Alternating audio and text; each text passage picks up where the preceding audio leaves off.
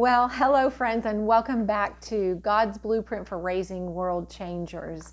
So I want to get right into it today. In our last video, I shared with you the discovery that changed everything about what we know about Christian parenting and how the method we've been using is actually creating the problems that we're getting with our children. So in this video, I'm going to talk about 3 specific reasons why this approach to parenting by teaching right and wrong is doomed to fail. So in the last video, just to quickly recap, the discovery I made was that the knowledge of good and evil, or knowing right and wrong, was the fruit of the tree that brought the downfall of the entire human race. It was the tree of the knowledge of good and evil, or knowing right and wrong, that God warned Adam and Eve not to eat from. And when I read this in the context of parenting, it opened up a whole door of revelation to me and a new way of parenting that is so simple and so effective. It's actually God's way, God's intention for us as parents.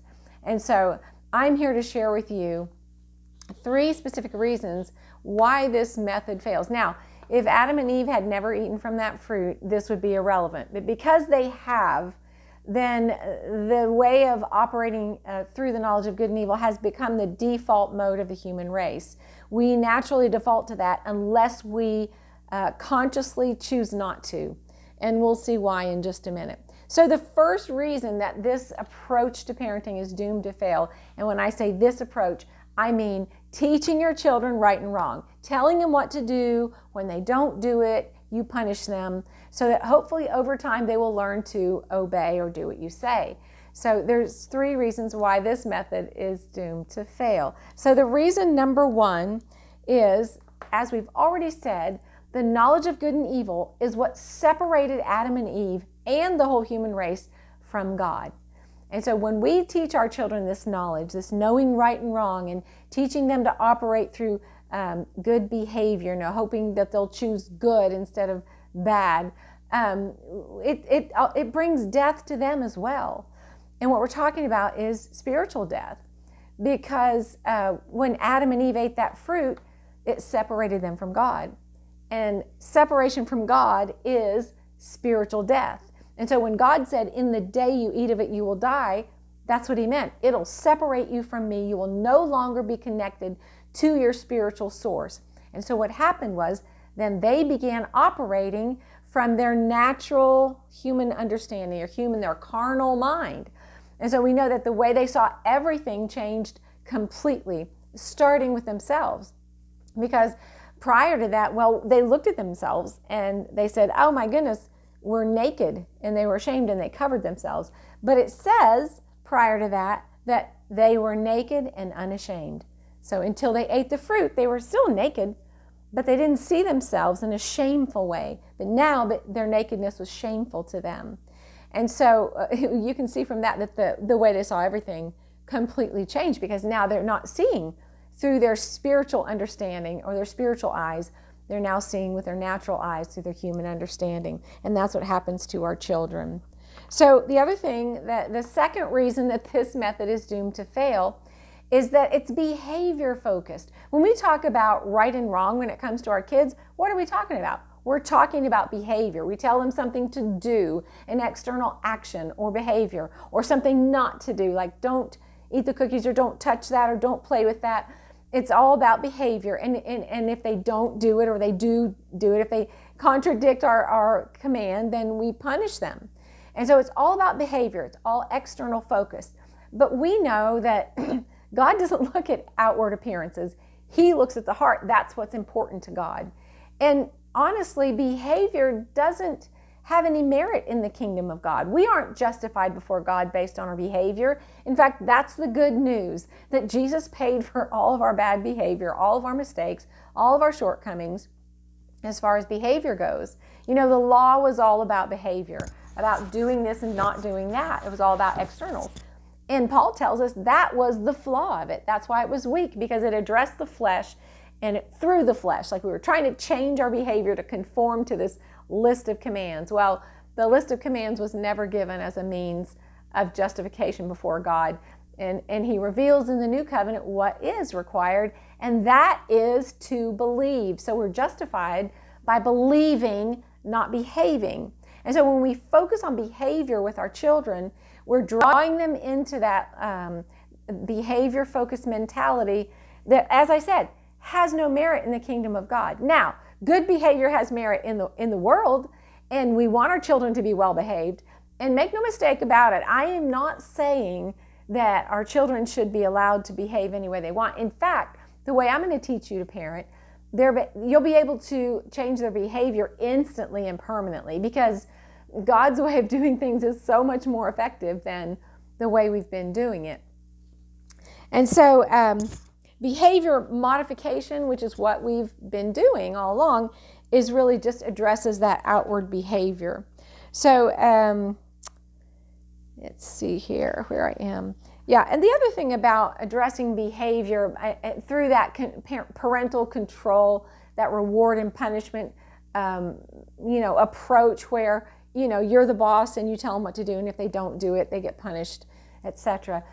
Well, as I began studying this, a lot of things just opened up to me.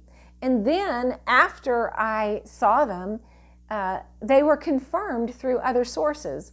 And so that's always good when that happens, right? When God shows you something or you discover something and then it's confirmed and you know, okay, I'm probably on the right track here. But if you have to tell your child what to do and you are the one that enforces the consequence of either reward or punishment, then if the enforcer is absent, then the child has no motivation to comply or do what you've asked them to do. So it requires an enforcer. The other flaw of this approach, the other big one, obvious one, is that the child learns that if he doesn't get caught, then there's no consequence. And we know that isn't true. So, and then the third flaw is that the child never learns to be self-directed. So if you're not there, he does whatever he wants. But I'm going to teach you another way, because we can actually train our children to be self-directed. And that's the goal. And that's what God has actually designed for us, to make it easy, that we can actually put our kids on autopilot. So I'm going to teach you how to do that. So secular studies say the same thing, that when you parent through that controlling approach where you're giving the commands and you're in control, and if they don't obey the command, then you enforce the consequences, that they say the same thing. The child doesn't learn to be self-directed, and there's no consequence if they don't get caught. And so it's very parent-centered rather than, which is very exhausting. And that's another reason that, this approach to parenting that we've been using is stressing parents out, and they're just feeling exhausted because you're trying to manage your child. And if you have more than one or more than two or more than three, I had 8, you realize that you cannot control them at all times, and you don't want to, and you don't have to. And so I'm going to teach you in this, the rest of this course, how to put your kids on autopilot. It's really awesome. I taught my son to be obedient in one interaction that took less than 5 minutes.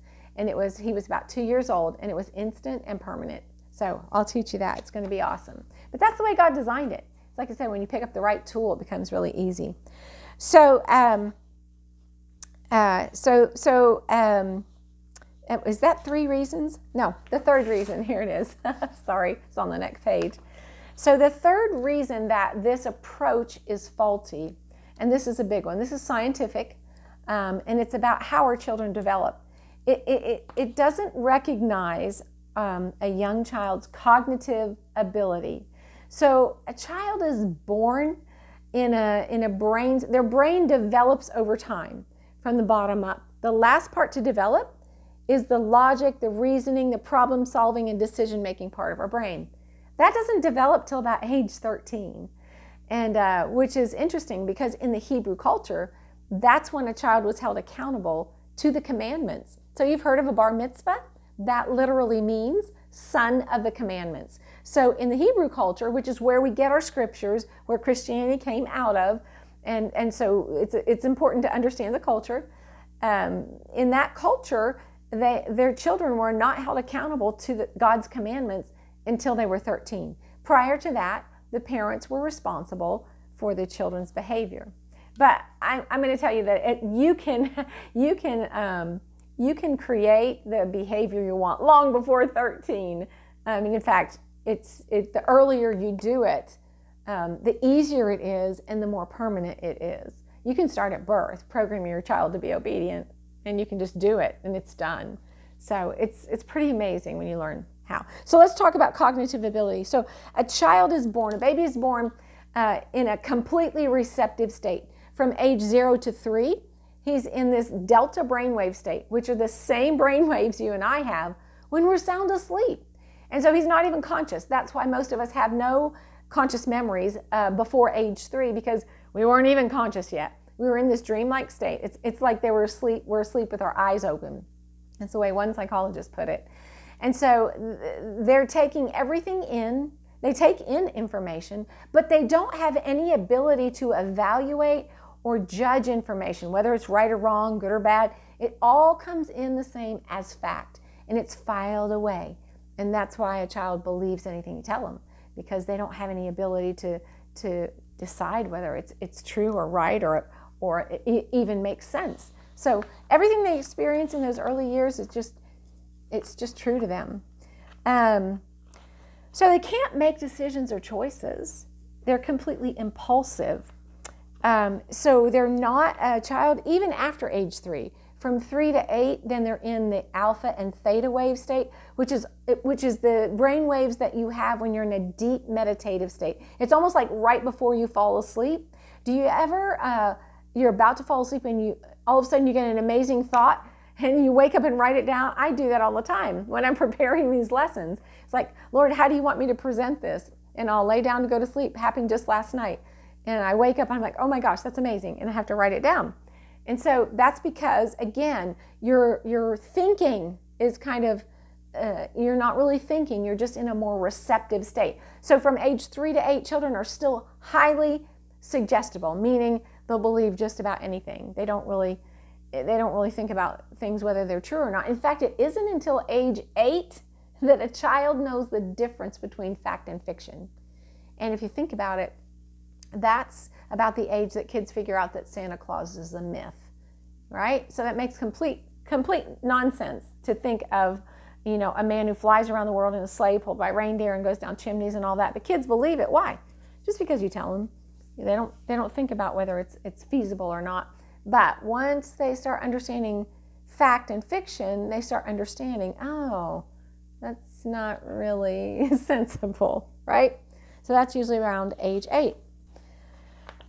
So in those early years from 0 to about 8, a child is not, especially in those very early years, just completely impulsive. They're not making choices and decisions based on information about what they're going to do.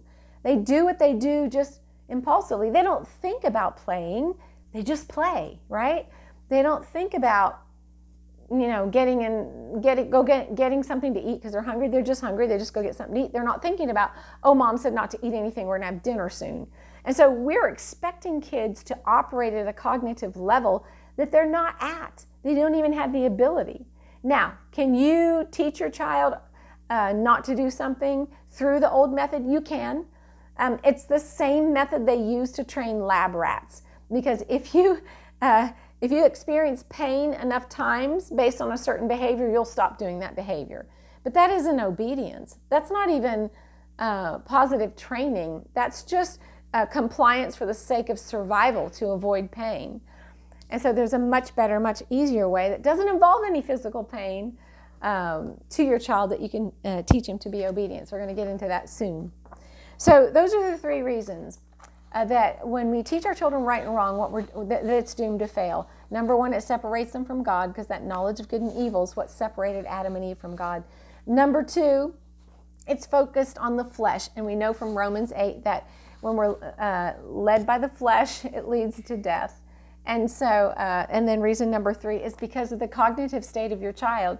And I didn't go deeply into any of these, and the reason is I don't want you to get distracted. Because a lot of times when I can deep dive into these, and I'll probably do a separate video where I do that. But right now, I just want to give you the reasons, because they'll probably make sense to you. If not, you can, if you have questions, you can watch the deep dive video that I'll post soon. But basically, I just want to show you this because when I saw it, that's all I needed. I was like, oh my goodness, no wonder it's failing. So all of this begs the question, then how do we parent if we don't teach our kids right and wrong?